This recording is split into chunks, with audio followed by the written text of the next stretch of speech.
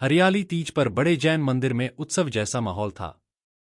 जैन मिलन बालिका मंडल की 50 से अधिक बालिकाएं युगल मुनिराजों को आहार दान देने के लिए दृढ़ संकल्प और नवधा भक्ति के साथ हाथों में मांगलिक वस्तुएं जैसे कलश, श्रीफल, बादाम, सुपाड़ी, लौंग आदि लेकर पड़गाहन के लिए तैयार थीं।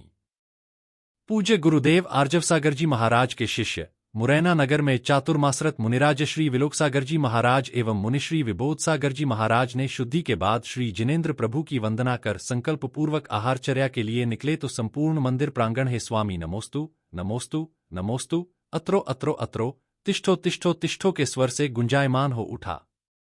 दृश्य था युगल मुनिराजों को आहारचर्या हेतु पड़गाहन का। जैन मिलन बालिका मंडल की सभी बालिकाएं सामूहिक रूप में मुनिश्री को आहारचर्या के लिए आमंत्रित कर रही थीं। बालिकाओं के लिए भी आज का दिन पुण्यशाली था। यही वजह रही कि दोनों युगल मुनिराजों की विधि मिल गई और दोनों युगल मुनिराजों का पड़गाहन उनके चौके में हुआ। सभी ने मिलकर महामंत्र नमोकार का पाठ करते हुए पूज्य गुरुदेवों की 3 परिक्रमा की ओर बोला कि हे स्वामी, मन शुद्धि, वचन शुद्धि, काया शुद्धि, आहार जल शुद्ध है, भोजनशाला में प्रवेश कीजिए। सभी बालिकाएं पूर्ण श्रद्धा एवं नवधा भक्ति के साथ युगल मुनिराजों को आहार के लिए भोजनशाला में ले गईं। गुरुदेव के भोजनशाला में प्रवेश के पश्चात अष्टद्रव्य से पूजनादि के पश्चात सभी ने अत्यंत ही आत्मीयता, शुद्ध मन से दोनों मुनिराजों को आहार कराया।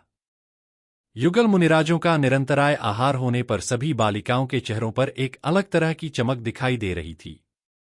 आहारचर्या के पश्चात युगल मुनिराजों ने जैन सिद्धांतों के अनुसार बालिकाओं को कुछ संकल्प भी दिलाए। उन्होंने कहा कि आज के बाद आप सभी नित्य देव दर्शन करेंगे, अपने माता पिता की पसंद से ही शादी करेंगे, शादी से पूर्व पूर्ण रूप से ब्रह्मचर्य व्रत का पालन करेंगे, सदैव मुनिराजों आरिकाओं को आहारदान एवं वैयावृत्ति करेंगे। साथ ही उन्होंने कहा कि वर्तमान में मानव जीवन बहुत ही संघर्षमय जीवन हो गया है। आपको जीवन में कितनी भी परेशानियां आएं, कभी घबराना नहीं, परेशानियों से डरना नहीं, उनका डटकर मुकाबला करना। आत्महत्या जैसा विचार कभी भी मन में न आने देना, क्योंकि संघर्ष का नाम ही जीवन है।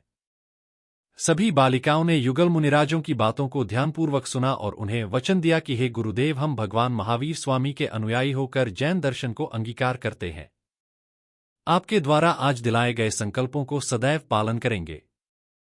जैन मुनि की आहारचर्या बहुत कठोर होती है, जिसे सिंह वृत्ति कहा जाता है। वे 24 घंटे में विधि मिलने पर एक बार ही अन्न जल ग्रहण करते हैं। इसमें जैन साधु एक ही स्थान पर खड़े होकर दोनों हाथों को मिलाकर अंजुलि बनाते हैं और उसी में भोजन करते हैं।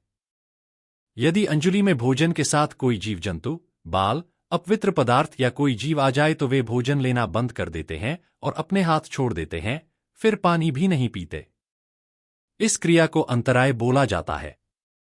इसके बाद वे दूसरे दिन ही आहारचर्या के लिए जाते हैं।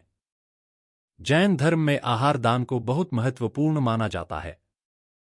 यह दान मुनियों, आरिकाओं और तपस्वियों को दिया जाता है।